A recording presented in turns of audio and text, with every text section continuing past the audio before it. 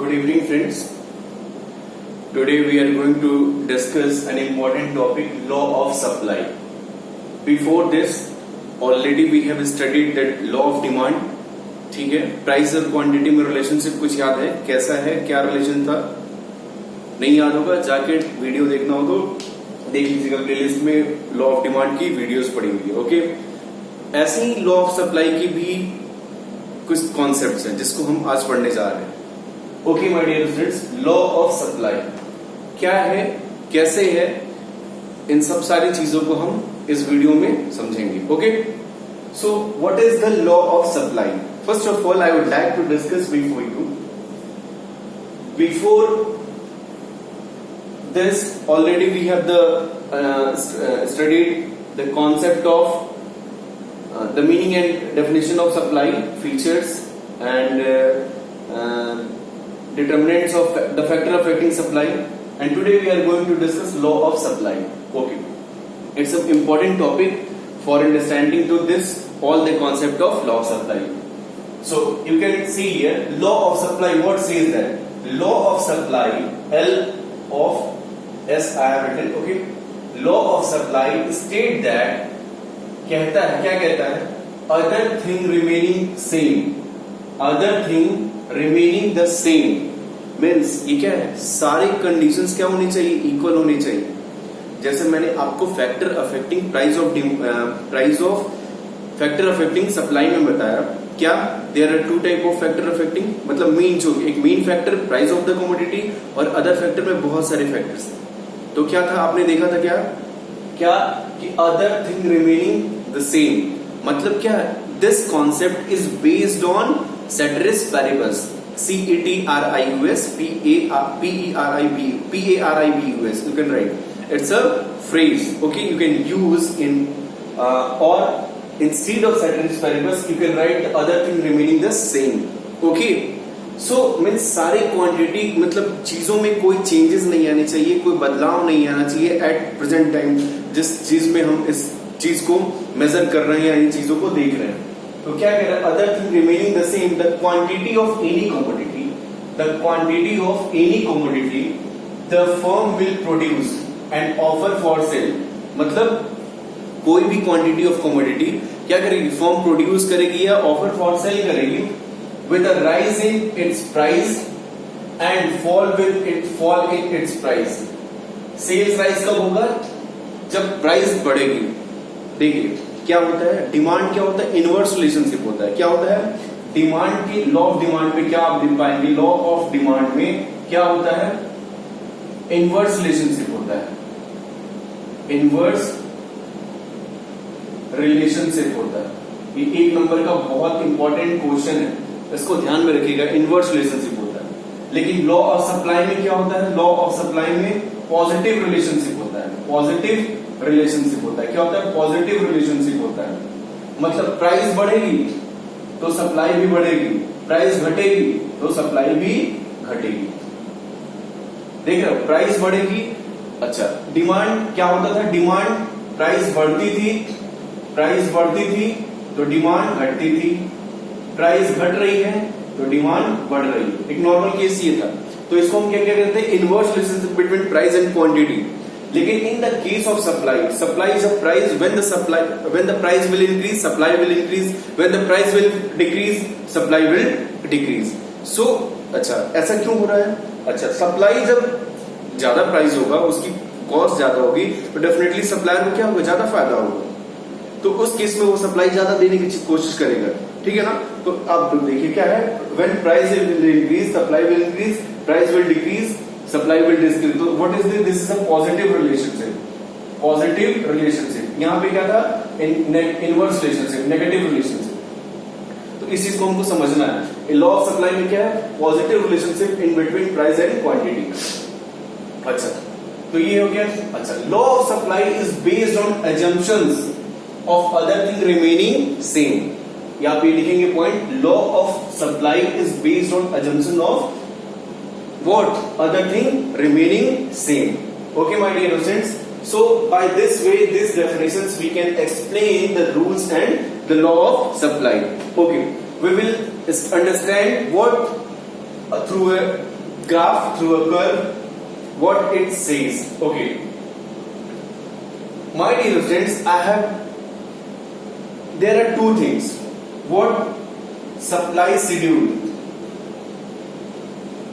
supply schedule, और एक होता है क्या? Supply curve. क्या होता है? एक होता है सप्लाई शेड्यूल और एक होता है सप्लाई कर्व. तो सप्लाई शेड्यूल अ टेबुलर स्टेटमेंट. याद आया? डिमांड में demand schedule and demand curve, demand schedule and demand curve. क्या होता है? डिमांड शेड्यूल अ टेबुलर स्टेटमेंट. ठीक वैसे ही सप्लाई शेड्यूल क्या है? It's a tabular statement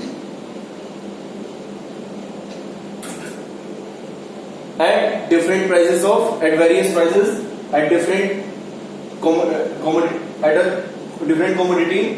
a given period of time. Okay, तो क्या है? It's a tabular statement. जैसे मैंने ये आपको बताया, 1 रुपए की प्राइस पे 5 क्वांटिटी थी, 2 इसमें 10 यूनिट थी, 3 पे 15 है, 4 पे 20 है, 5 पे 25 है. आप देख रहे हो प्राइस बढ़ रही है, डिमांड क्वांटिटी भी बढ़ रही है. तो क्या है? This is I have explain all this things through a tabular statement. तो इसको हम क्या कहेंगे? सप्लाई शेड्यूल कहेंगे. But when we will plot this on diagram, we will represent this through a graphical representations, then it will become a what? Graphical representation. What will it will be converted in the form of supply curve. That will be called as a supply curve. Getting over? Supply schedule and supply curve. Getting over? So difference between supply schedule is a tabular statement, supply curve is a graphical representation. ठीक है, चलिए अब देखते हैं कैसे आप इसको definition के साथ अगर आ गया. Describe the law of supply, then how we will explain. आप ये डेफिनेशन लिखेंगे प्लस ये अदर थिंग रिमेनिंग सिम जरूर लिखेंगे. अगर आप ये चीज नहीं लिखेंगे तो आप एक भी नंबर नहीं पाएंगे, इसको आप ध्यान रखिएगा. ठीक है ना. चलिए अब देखते हैं. मेरे पास शेड्यूल है, शेड्यूल में प्राइस है और ये क्वांटिटी है. प्राइस में क्या है? 1 रुपए पे 5 क्वांटिटी है, 2 पे 10, 3 पे 15, 4 पे 20, 5 पे 25. अब इसको हम सप्लाई कर्व के थ्रू रिप्रेजेंट करते हैं. क्या कहता है? Law of supply.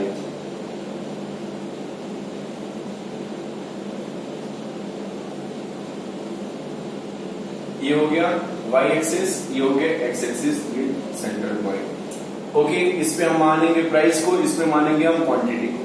मैं ग्राफ आपके सामने ही बनाता हूं इसलिए क्योंकि आप बहुत सारे बच्चों को ग्राफ बनाने में बहुत सारा प्रॉब्लम होता है कि कैसे ग्राफ बन रहा है, कैसे चीजें हो रही. ग्राफ जल्दी समझ में नहीं आता है और इन सारे ग्राफ पे आपके मार्क्स होते हैं. अगर आपने सही ग्राफ बनाया तो आप आधे मार्क्स पा जाते हो इजिली. ठीक है ना. और ग्राफ को एक्सप्लेन कर देते हो बना के तो आप इजिली आप उन चीजों को मार्क्स पा जाते हो. तो देखो कैसे बनेगा, बहुत इजिली बनेगा.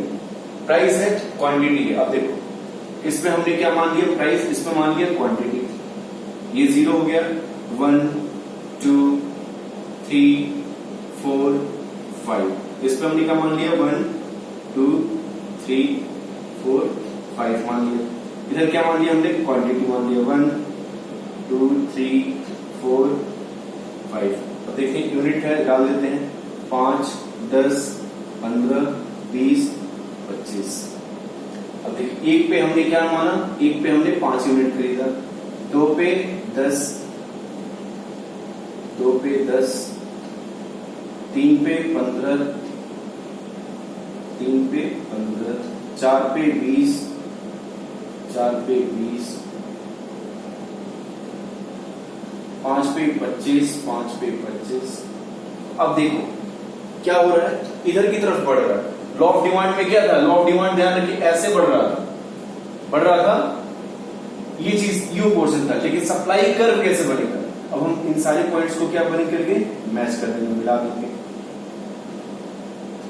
तो देखिए रिवर्स इसके अपोजिट है. Demand curve you and supply curve ऐसे. ये क्या हो गया? Supply curve. ठीक है ना. Supply curve. ठीक है ना.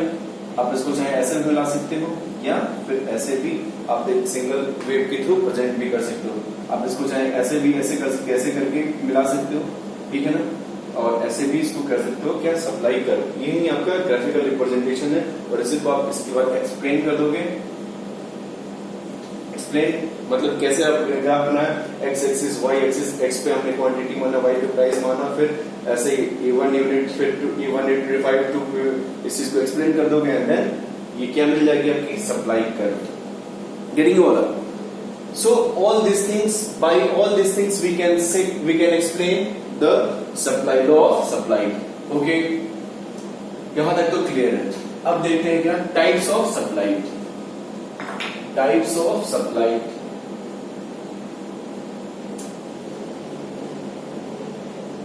टाइप्स ऑफ सप्लाई में दो चीजें हो गई, क्या इंडिविजुअल सप्लाई,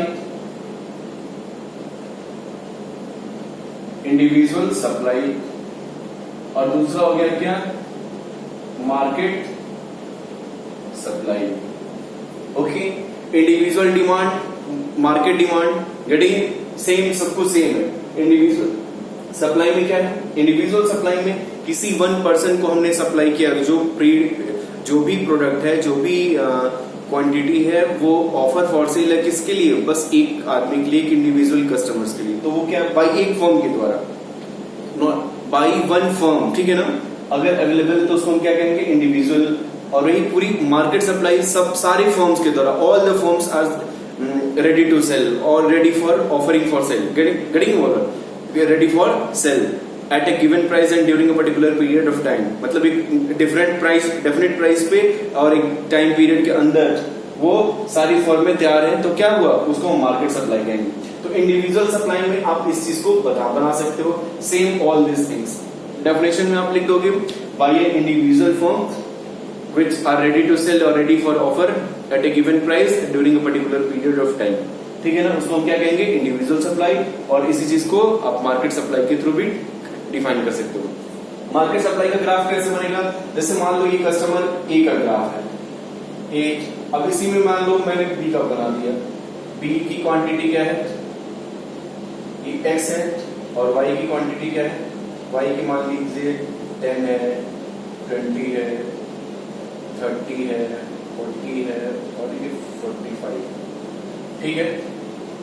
अब इन दोनों को मैंने जोड़ लिया, मार्केट कितना आ गया, 10 5 15, 20 10 30, इसको जोड़ते जाइए, फिर 15 30 45, 40 20 60, 60 25 45, 25 5 50, 25 30 और 40 70। तो ये क्या हो जाएगा, ये एक्स और वाई दो की डिमांड हो गई और ये मार्केट हो गई। ये तो इंडिविजुअली में मैंने समझाया था, इंडिविजुअली हो गया था, इसको इंडिविजुअल में आप इसको यूज कर सकते हो। अच्छा, मार्केट में क्या करोगे, मार्केट में देख लो, अब हम पूरा इसका बनाएंगे, क्या बनाएंगे, इसका बनाएंगे, इस पे प्राइस कर ले रहे हैं, इस पे क्वांटिटी कर ले रहे हैं, ठीक है। अच्छा, इस पे हम प्राइस मान लेंगे 1 2 3 4 5, 1 2 3 4 5।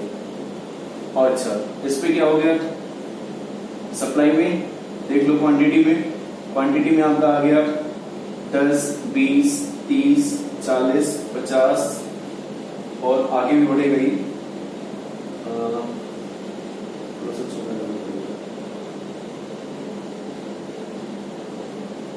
10 20 30 40 50 60 70 और 80 तक हमको देना पड़ेगा क्योंकि सब ओके। अब देखिए, हमने एक पे कितना माना, 15, एक पे मेरा 15 यहां तक आएगा कहीं, ये यू 15, दूसरे पे आएगा 30, दूसरे पे आएगा 10 20 30, यहां आएगा 30 के आसपास, फिर तीसरे पे आएगा मेरा 45 30 40 एंड यहाँ 45 आएगा, तो यहाँ पे आएगा ओके। फोर्थ पे आएगा 60, 1 2 3 4 5 6, यहाँ आएगा फोर्थ पे 60 एंड फिफ्थ पे आएगा 70 and last one is here. So आप लोग देख रहे हो, इस पे आप x और y के सप्लाई को डिफाइन कर दो, या जितने भी पॉइंट्स हैं आप उसको क्या करेंगे, पॉइंटेड करके नोट कर देंगे, ठीक है। तो आप देख रहे होंगे सप्लाई कर्व कैसे बन रहा है, मार्केट सप्लाई कर्व, ओके।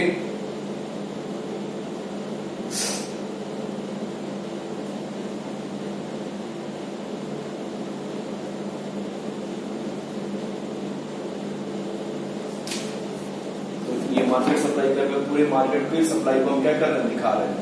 पूरे मार्केट की सप्लाई को हम इस पॉइंट पे दिखा रहे हैं, A point, B point, C point, D point और बी पॉइंट, ये सारे पॉइंट्स हैं। इसको हम क्या कहेंगे, मार्केट सप्लाई कर। मतलब दोनों की सप्लाई को, दोनों फर्मों की सप्लाई को, फर्म ए और firm B, sorry firm X और फर्म वाई की सप्लाई को हमने क्या किया, ऐड कर दिया है और फिर हमने सप्लाई कर। इसका भी रिप्रेजेंटेशन बिल्कुल ऐसा ही होगा जैसे मैंने कहा। आप ग्राफ को एक्सप्लेन करेंगे, इंडिविजुअल और मार्केट सप्लाई दोनों को मैंने एक्सप्लेन कर दिया इस वीडियो में। और आपको कोई भी प्रॉब्लम हो तो आप वीडियो के लास्ट में कमेंट में मुझसे पूछ सकते हैं, ठीक है। और अपने नोट्स बनाते रहिए, थोड़ा सा बुक देख लीजिएगा, चीजें क्लियर है। कोई प्रॉब्लम होगी तो आप मुझसे पूछ सकते हैं। Okay, for today thank you very much.